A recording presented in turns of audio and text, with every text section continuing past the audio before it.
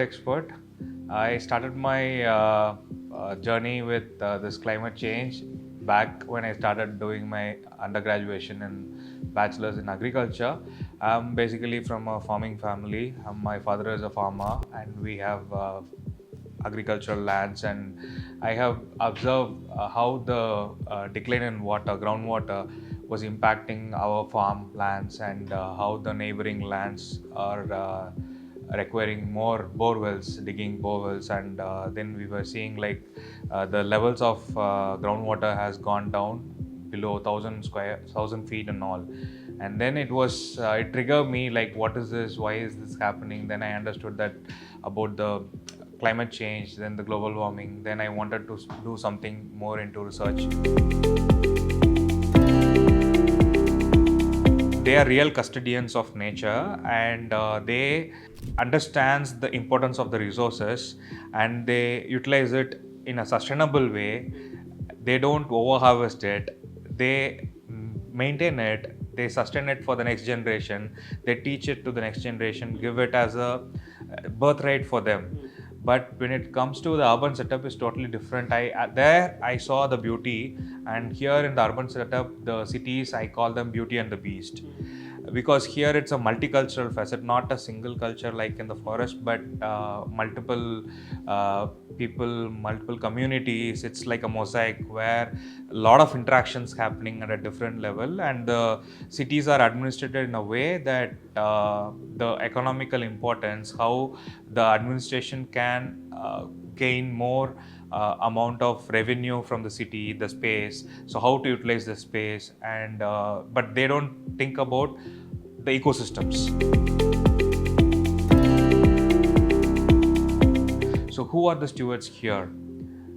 So when I work with the sanitation workers, I understood that the waste pickers are the stewards. The communities who live here, who maintains the city, are the stewards. The people who live here are not utilizing the resources, but not taking the responsibility of maintaining or manage the resources. And when we work with the flood advisory committee here during the recent floods after 2021 and 23 and 24, even like last week we had a meeting, and comparatively the works which has been recommended by the committee has been implemented by the government, but still there are places which are getting affected by even a small amount of rainfall. What is happening there? The first and simple thing that everyone blame is like the solid waste management is poor. It's our environment, it's our ecosystem. Why are we not taking the responsibility to properly manage it? Okay, if there is a doctor is coming with the stethoscope, you understand, okay, he's a doctor. If an engineer comes with a helmet or comes with the board, then you can understand, okay. But when your sanitation workers you comes with the proper gear. You are equivalent to a firefighter, equivalent to a military officer. They are guarding the land, but you are guarding the ecosystem. So that's the address that the government has brought into the scheme. Provide them with the training, how to use the gears, how to use the proper protective equipment and everything, and given them the climate resilience angle. When it comes to the tribal communities, if there is a problem, if there is a flood, the first thing they will understand, they will think upon is, where is the source?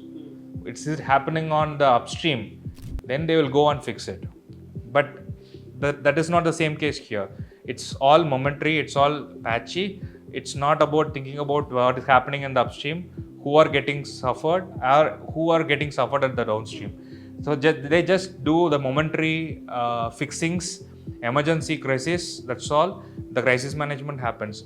So if you think about the source similar to the tribal, that parallel I can bring in here. The tribal way of life, use the traditional knowledge.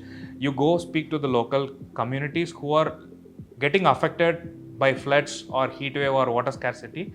What is the solution that is required? From where they know where is the source, what should be done.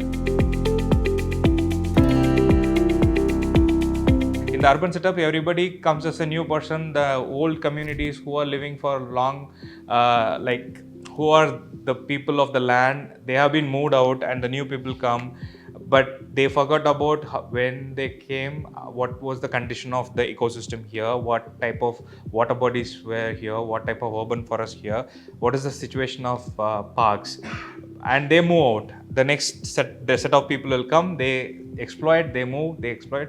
It is happening in a cycle, in a loop.